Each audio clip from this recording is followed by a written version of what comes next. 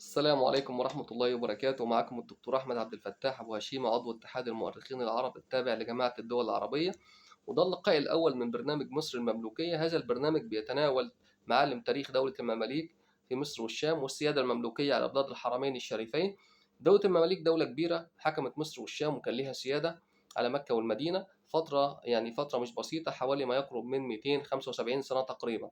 هذه الدولة حكمت مصر والشام بداية من عام 648 هجرية حتى 923 هجرية ميلاديا، من عام 1250 حتى عام 1517. هذه الفترة كانت بتواجه مصر والشام العديد من التحديات، منها الخطر المغولي، ونجح سلاطين المماليك في القضاء على الخطر المغولي من خلال هزيمة المغول في أهم معركة، وكانت تعتبر من المعارك الفاصلة، معركة عين جالوت، كانت سنة 658 هجرية، اللي هي 1260 ميلادية. بعدها يعني بدأ المغول نفسهم في العديد منهم يدخل في الإسلام، وفضل المماليك برضو في حروب مستمرة مع المغول بعد عين جالوت. وكان من أهم هذه المعارك يعني كان في عندنا معركة شقحب اللي هي تعتبر مرج الصفر، والعديد من المعارك، حتى دخل مغول إيران في الإسلام فيما بعد. الكلام ده كان في عهد السلطان أبي سعيد بهادر خان. أما مغول روسيا او مغول جنوب روسيا، اللي هم كانوا بيطلق عليهم مغول القبجاق او القبيله الذهبيه، دول دخلوا في حلف مع دوله المماليك ايضا. كل ده هنتكلم عنه بالتفصيل لما اتكلم على العلاقات الخارجيه لدوله المماليك مع المغول، سواء كان مغول ايران او مغول القبجاق اللي هم جنوب روسيا في هذه الفتره. دولة المماليك أيضا كانت بتواجه خطر صعب جدا، وخطر من الأخطار اللي هي كانت محدقة بالبلاد، اللي هو الخطر الصليبي. الصليبيين نفسهم بدأ يبقى عندهم كيانات صليبية موجودة في منطقة الساحل الشامي، ودي يعني الفترة اللي هي أعقبت الحملات الصليبية، ونجح هؤلاء في تشييد العديد من القلاع والحصون، وإقامة العديد من الإمارات نفسها. كان من أهم هذه الإمارات إمارة أنطاكيا وإمارة طرابلس وإمارة عكا. كل هذه الإمارات نجح سلاطين المماليك في استرداد هذه الحصون والقلاع وهذه الإمارات، وتطهير منطقة الساحل الشامي. وكانت البداية مع السلطان الظاهر بيبرس البندقداري. الراجل ده يعني حكم مصر فترة كبيرة، فترة مش بسيطة، حوالي 17 سنة وشهرين و10 أيام. ونجح هذا السلطان، أنا بتكلم السلطان الظاهر بيبرس، في ترسيخ بقى حكم المماليك في مصر من خلال سياسته اللي اتبعها كل من جاء بعده من السلاطين والحكام. دولة المماليك ليها العديد من الآثار والمشاهدات الوقفية والعمرانية في مصر والشام والحجاز. لما نتكلم على التحف الفنية والتحف المعمارية، ونتكلم على المساجد والزوايا، ونتكلم على القلاع، ونتكلم على العديد من الآثار نفسها اللي تعتبر شاهد على عظمة هؤلاء السلاطين وهؤلاء الحكام وهؤلاء الأمراء، وحالة التنافسية اللي كانت موجودة ما بين السلاطين وبين الأمراء في تشييد العديد من المباني نفسها أو الآثار.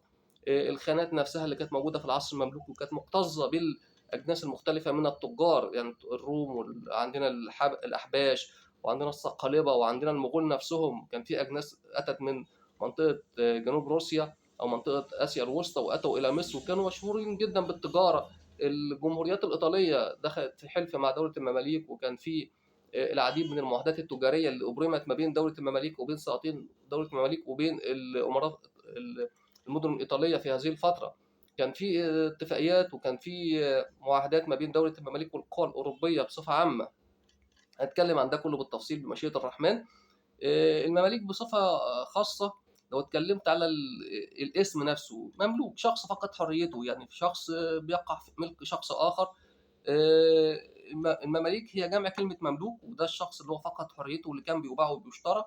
أتوا إلى مصر بسبب عديد من العوامل بقى، يعني احنا بنتكلم برضو المماليك إيه سبب مجيئهم إلى مصر.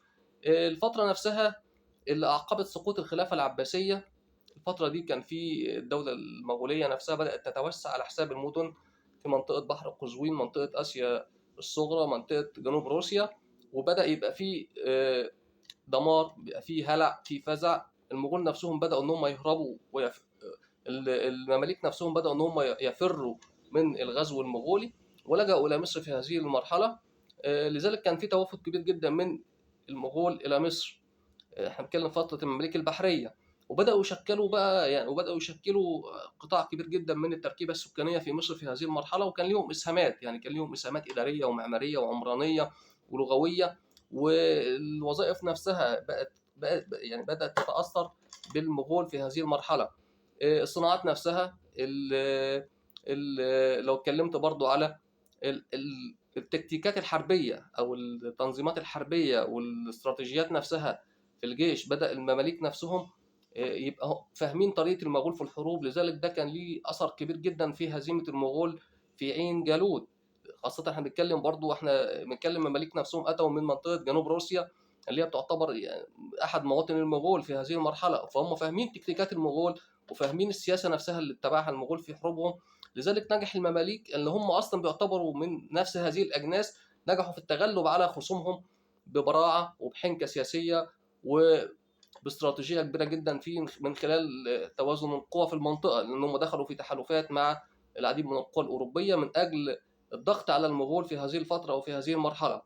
لما اجي اتكلم بدايه المماليك نفسهم، يعني هم حكموا مصر الشائع ان هو 648، ولكن قدوم المماليك الى مصر كان اسبق من ذلك بكثير. يعني احنا بنتكلم العديد من المصادر التاريخيه والكتب الجغرافيه وكتب الرحاله بتشير الى ان هؤلاء اتوا الى مصر، الكلام ده يعني في فتره الخلافه العباسيه، وكان بيستعين بهم الخلفاء العباسيين في البلاط العباسي نفسه. ولو اتكلمنا على المماليك البحريه نفسهم، او ليه اتسموا بالاسم ده واتوا الى مصر امتى، المماليك البحريه نفسهم اتوا الى مصر، احنا بنتكلم خلال فتره الصالح نجم الدين ايوب. وهذا الرجل حاول بقدر الامكان ان هو طبعا يقوي الجيش بتاعه ضد الاعداء اللي كانت بتحيط به، وحتى يامن شر هؤلاء اللي كانوا بيكيدوا ليه المكائد. يعني بدا يستخدم المماليك البحريه ونجح في تنشئه هؤلاء، واقام لهم قلعه صغيره كده على النيل في منطقه جزيره الروضه. لذلك عرفوا فيما بعد بالمماليك البحريه. بدا هؤلاء يبزغوا يعني نفوذهم بعد وفاة الصالح نجم الدين أيوب. الصالح نجم الدين أيوب يعني توفي أثناء الحملة الصليبية السابعة على مصر، الكلام ده كان 647 تقريبا. وقد دفت البلاد في هذه المرحلة شجر الدر، ودي كانت زوجة السلطان الصالح نجم الدين أيوب، وأخفت خبر وفاة هذا السلطان عن عامة الناس وعن الأجناد، حتى لا يفت ذلك في عدد الجنود في هذه الفترة أو في هذه المرحلة. الفترة اللي أتت بعد كده المماليك بدأ يعني يبقى ليهم ظهور على الساحة من خلال بقى العديد من الأمراء في هذه الفترة، وكان من أشهر هؤلاء سيف الدين قطز وفرس الدين أقتال الجمودار، وكان في عندنا بيبرس البندقداري وعز الدين أيبك التركماني.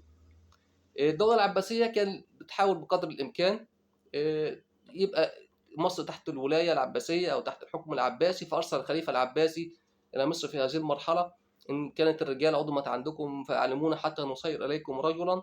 ودي كانت رسالة شديدة اللهجة من الخليفة العباسي المستعصم بالله في هذه الفترة. هنتكلم 647 تقريبا، يعني قبل القضاء على الخلافة العباسية على أيدي المغول. والخليفة اللي في هذا الوقت اللي كان موجود الخليفة المستعصم بالله العباسي.